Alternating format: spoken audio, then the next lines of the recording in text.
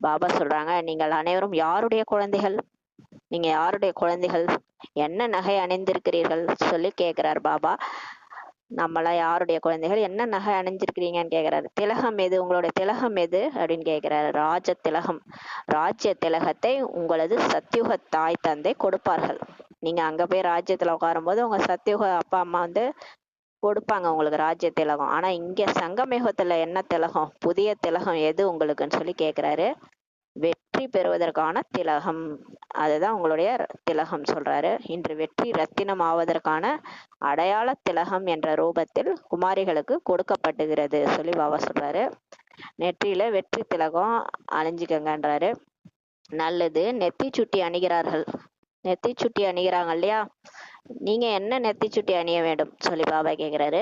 நெத்தி சுட்டி என்பது சுய தர்சன சக்கரம் ஆகும் சொல்லி பாபா சொல்றாரு. இதை ஒருபோதும்